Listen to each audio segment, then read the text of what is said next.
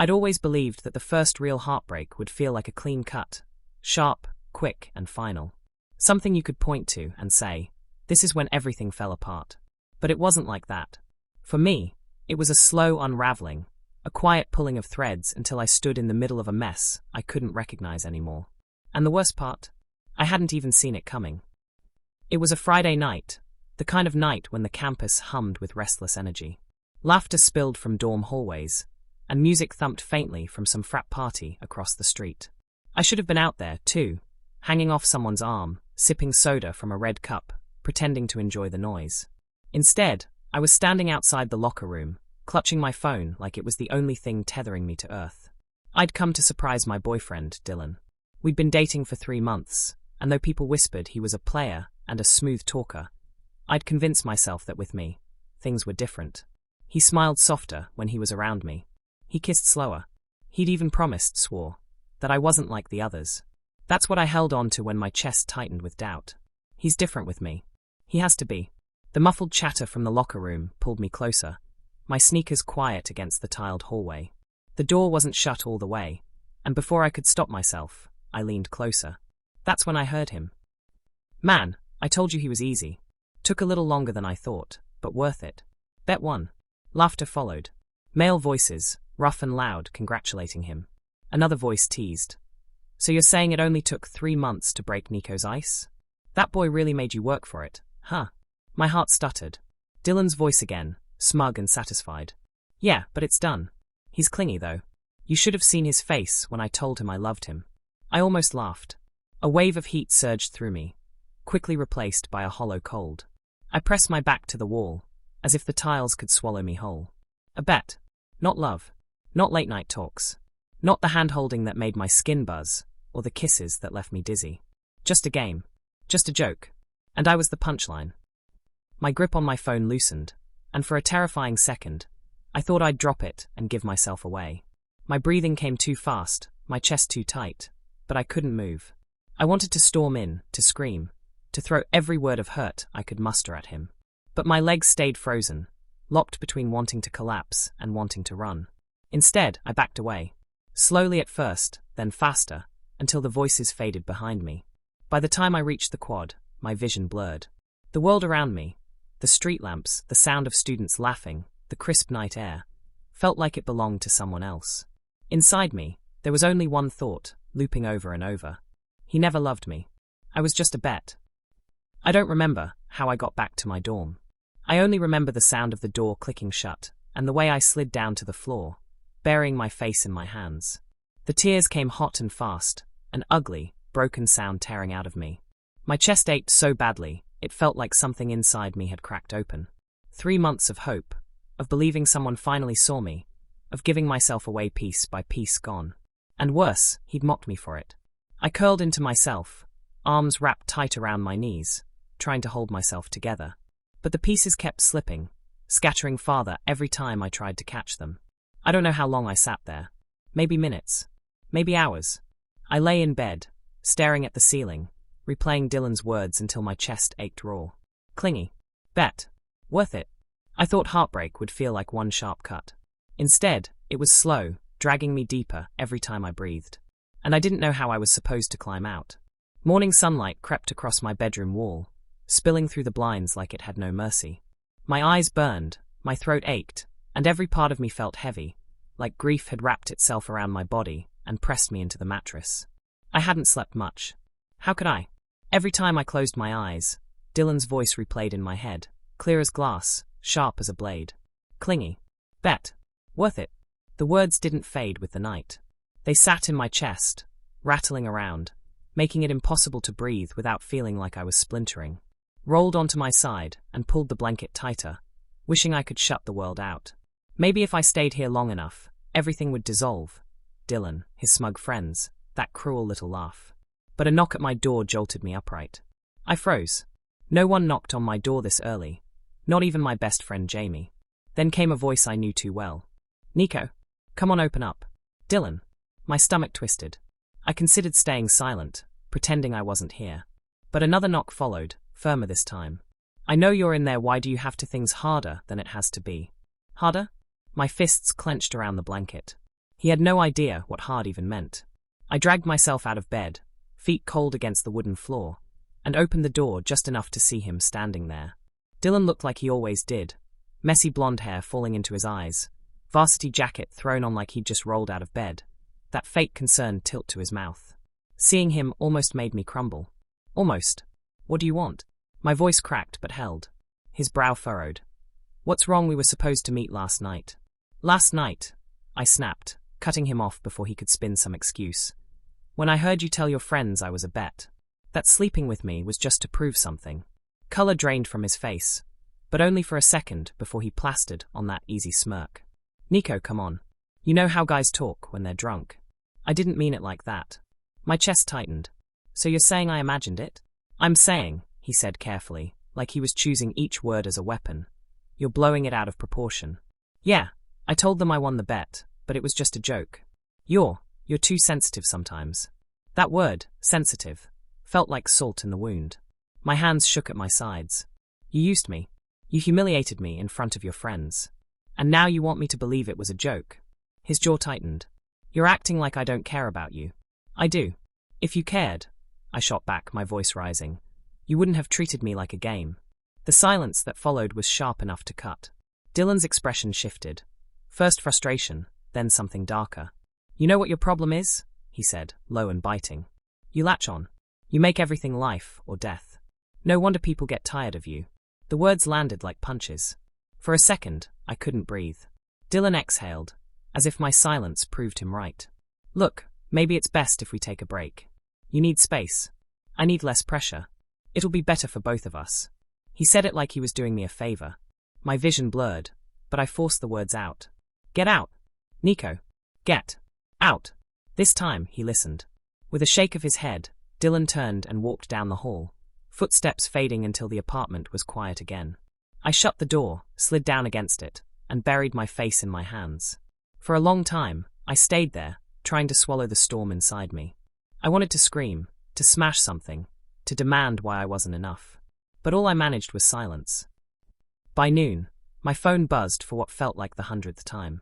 Jaime, I'm outside. Open up before I kick the door down. I groaned, wiped at my face, and forced myself up. When I opened the door, Jaime barged in without waiting for permission. He took one look at me and sighed. Wow, you look like Netflix cancelled your favorite show and killed off the lead. Thanks, I muttered. He tossed a bag onto my bed.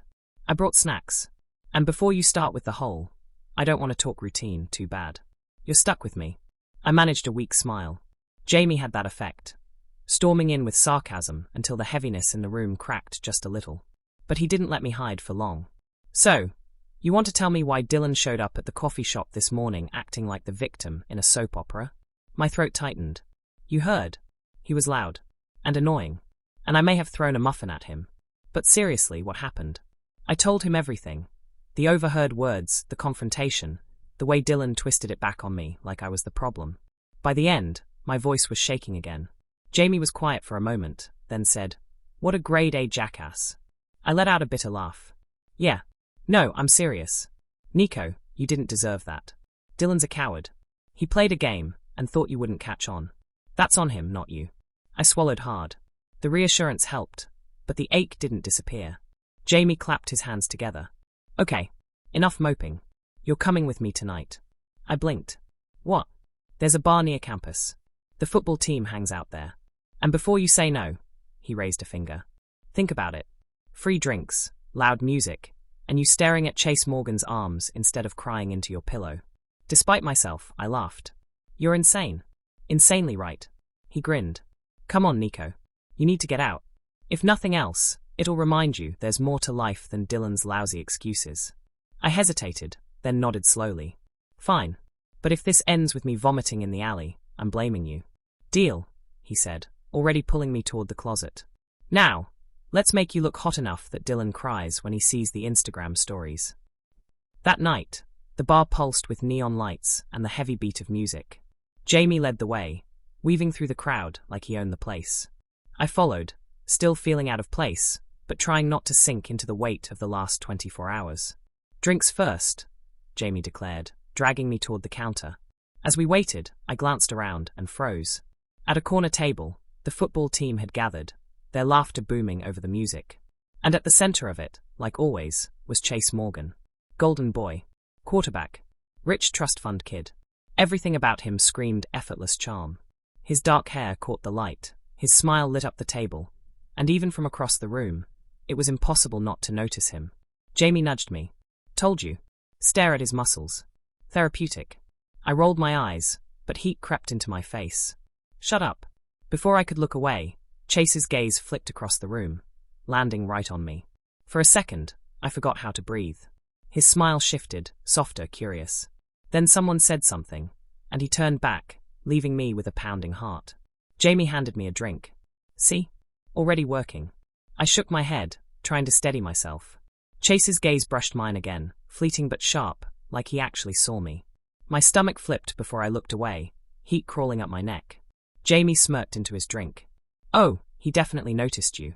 Don't start, I muttered, though my pulse was racing too fast to sound convincing. Jaime leaned closer. Nico, trust me. Tonight's the beginning of something way better than Dylan's trash boy drama. I rolled my eyes, but for the first time in days, something inside me didn't feel completely broken. And maybe, just maybe, Jaime was right. The bar haze clung to me the next morning, not from alcohol, but from the lingering weight of everything Jaime had said. His voice was still in my ear when I woke up late, dragging myself across campus with a hoodie pulled low over my face. Trust me, tonight's the beginning of something way better than Dylan's trash boy drama. I didn't believe him. Not really. But it was the first time in days I hadn't felt completely hollow. By mid-afternoon, I was regretting showing my face at all. Every hallway felt dangerous. Every corner could hold Dylan. And of course, the universe didn't waste time proving me right. Babe. The word froze my spine. Dylan leaned against the wall outside my lecture hall, casual, as if he hadn't gutted me 3 nights ago. His smile was the same one that used to make me melt. Now it just made my stomach churn. Don't call me that, I muttered, trying to slip past him. But he pushed off the wall and blocked me. Come on, Nico. You're really going to give me the cold shoulder over some stupid words. My chest burned. Some stupid words? You made a bet about me, Dylan. A bet. His jaw tightened, but he laughed like I was being ridiculous. And what? You think you're the first? It didn't mean anything. You're overreacting. That was it. The last thread holding me back snapped. Overreacting. My voice shook, but not from fear anymore. From fury. I gave you everything, Dylan. I trusted you.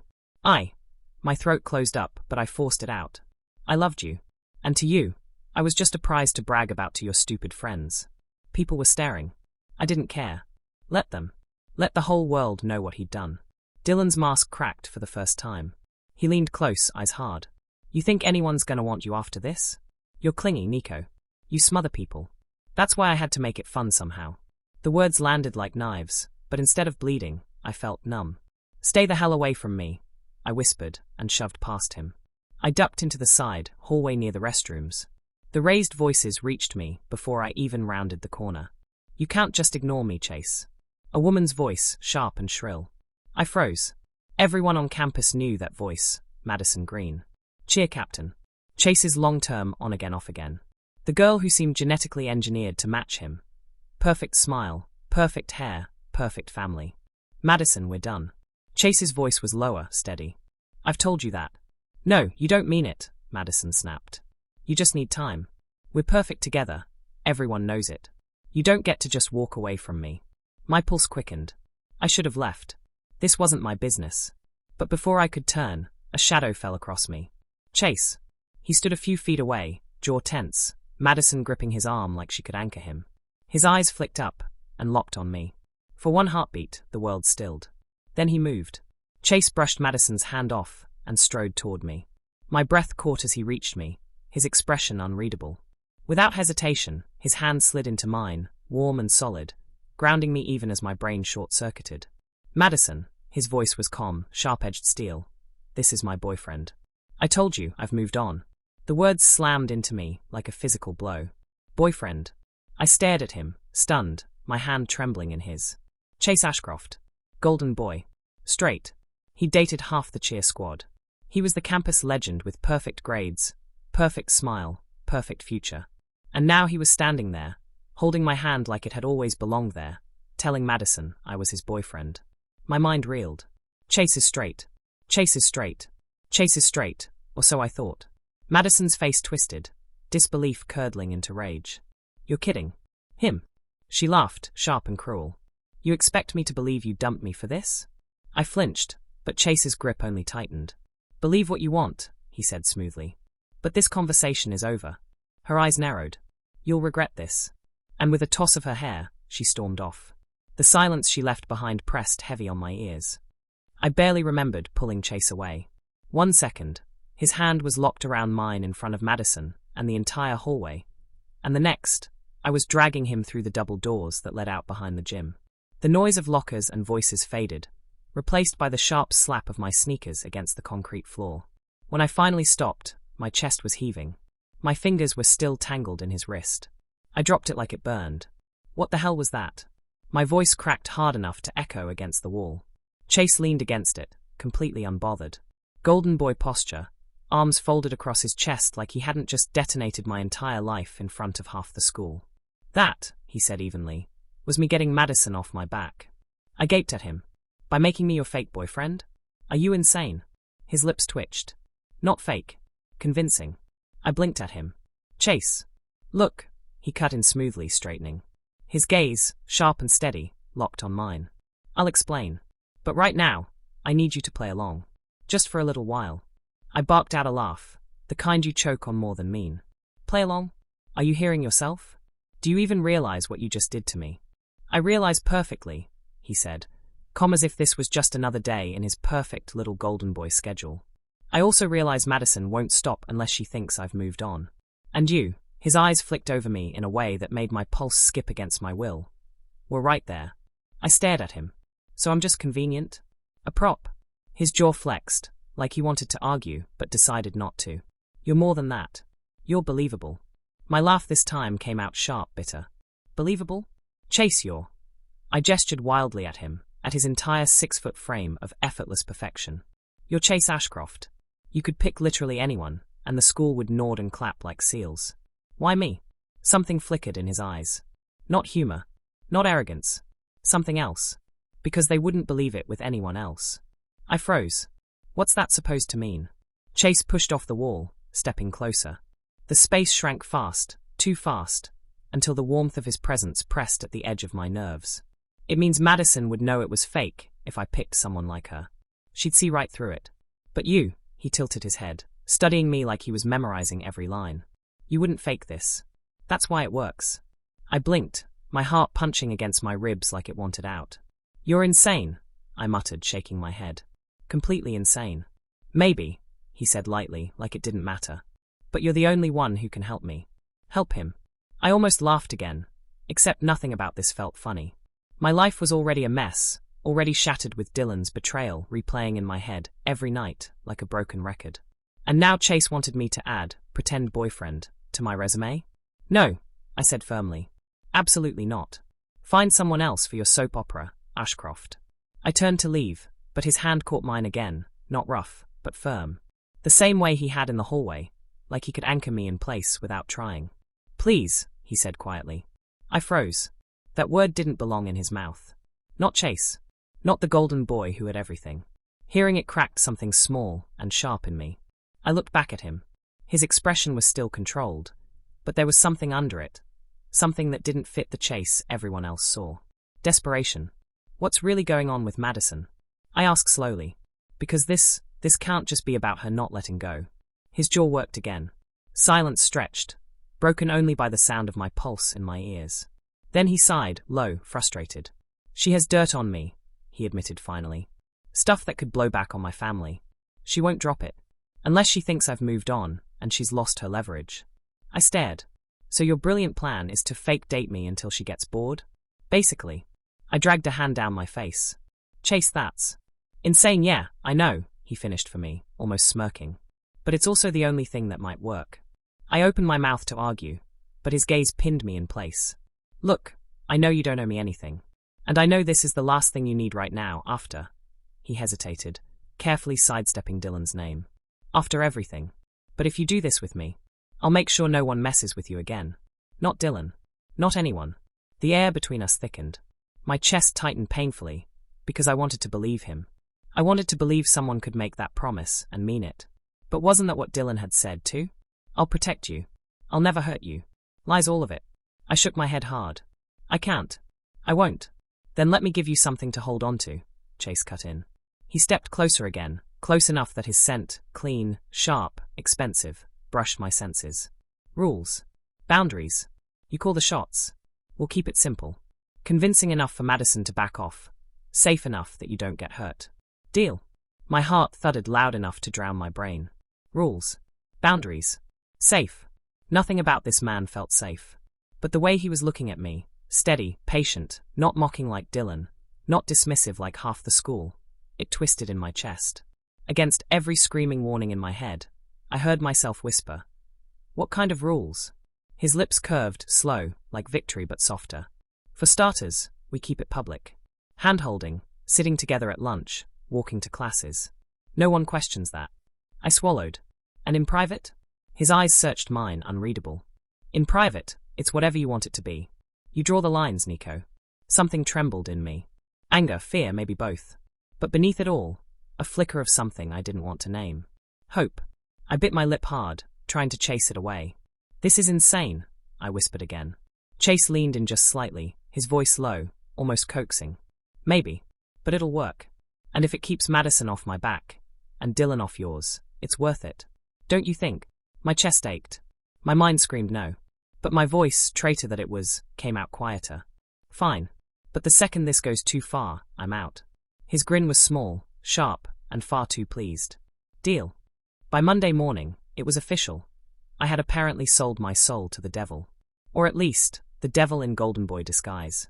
Chase walked me into school like it was the easiest thing in the world. His hand wrapped firmly around mine, his stride steady, head high. People turned, whispered, gawped.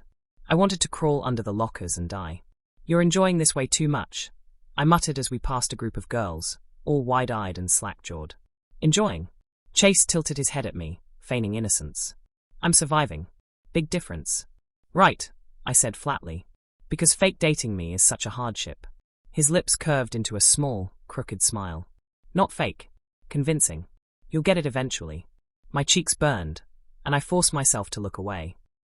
At lunch, Madison strutted past our table, like she hadn't been humiliated 2 nights ago.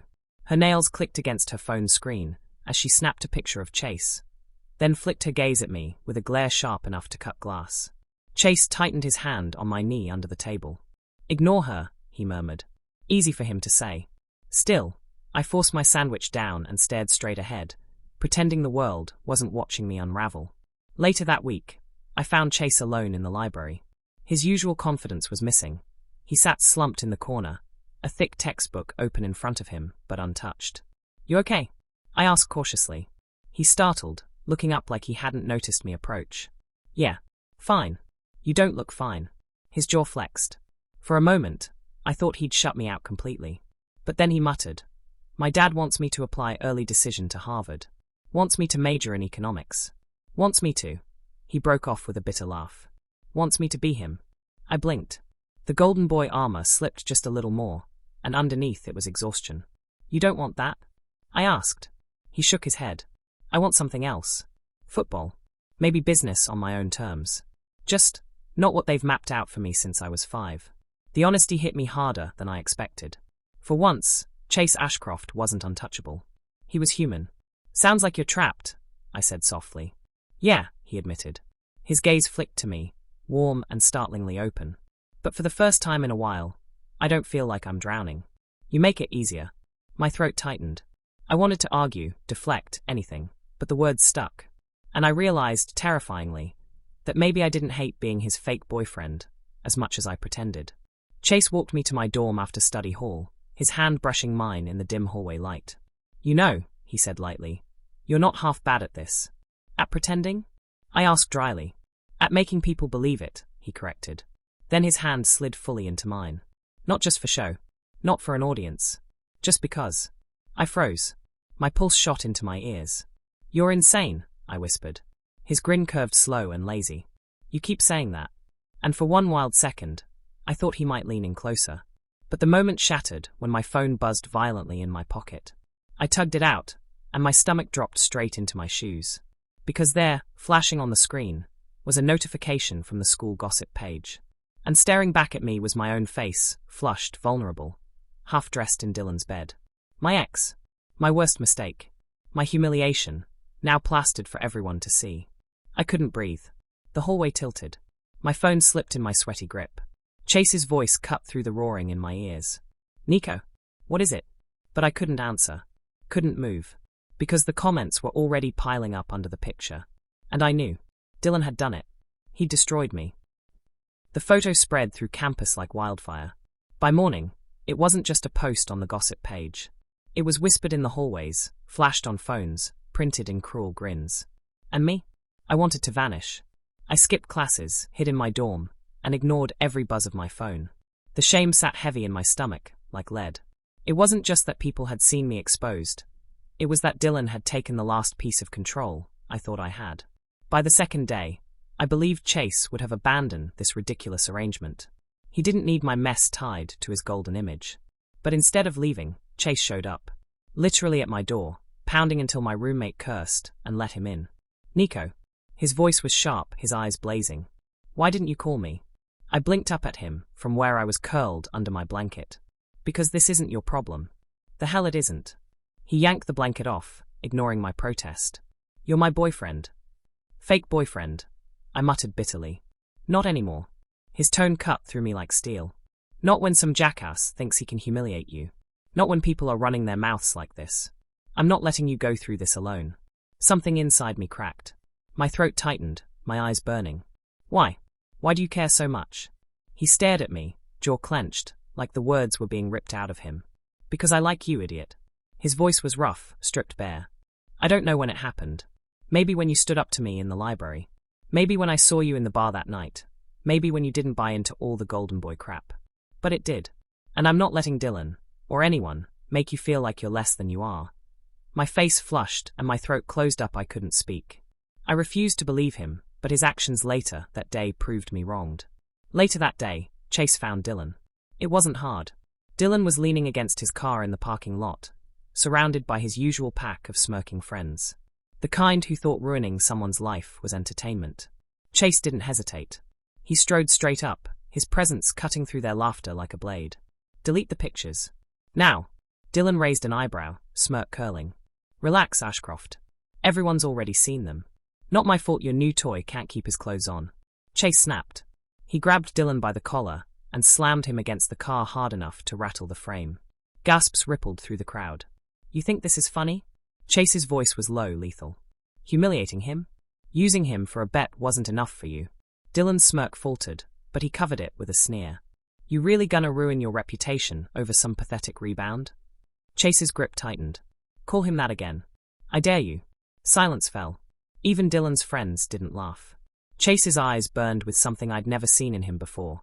Fury, yes, but also protectiveness, so raw it made my chest ache even from across the lot.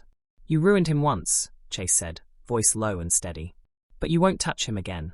If you so much as look at him, I swear I'll make sure you regret it. And then he let go, stepping back as if Dylan's very presence disgusted him. The dean came down on Dylan within hours. Chase made sure of it. Screenshots, testimonies, everything. Dylan's smirk didn't return when his parents were called. Suspension followed. So did the cracks in his reputation. For once, Dylan was the one everyone whispered about. When Chase came back to me that night, I stared at him, stunned. You went after him? My voice shook. Chase shrugged, trying to play it cool, but the storm in his eyes gave him away. Someone had to. And you're not alone anymore, Nico. Not while I'm here. I swallowed hard. My chest felt too tight, like my heart didn't know whether to break or burst. Chase. But he cut me off with a kiss, rough, desperate, real. 3 months after Dylan's suspension. I'd gone with Chase to his family's estate. High ceilings, marble floors, the kind of house that looked like it had swallowed old money whole. I thought I was prepared. I wasn't. His father's eyes landed on me, like I was a stain on the carpet. This is him? He asked, his tone sharp as glass. Chase stiffened beside me. This is Nico. My boyfriend. The word rang through the room like a challenge. His mother tried for softness, but it was brittle, a smile that didn't reach her eyes. Chase, darling, you've always had impulses. But surely this, she gestured at me like I was a phase, won't last. Something in me wanted to shrink, but Chase's hand found mine, fingers lacing tight. "No," he said, voice firm. "This will." His father's jaw tightened. "You're throwing away your reputation for a boy who, what? Got himself into a scandal? Do you know what people say about him?" I flinched, shame threatening to choke me. But before I could speak, Chase stepped forward, shoulders squared. "I know exactly what they say," he said coldly. "And I don't care. Nico is stronger than any of them. He's stronger than me. And if you can't see that, then maybe your reputation isn't worth as much as you think." The silence that followed was heavy. For once, I didn't apologize. I didn't shrink. I just held Chase's hand and stood tall beside him. And though his parents didn't approve that day, they didn't bless us with smiles or warmth. Chase's grip never wavered. That was enough. It wasn't easy.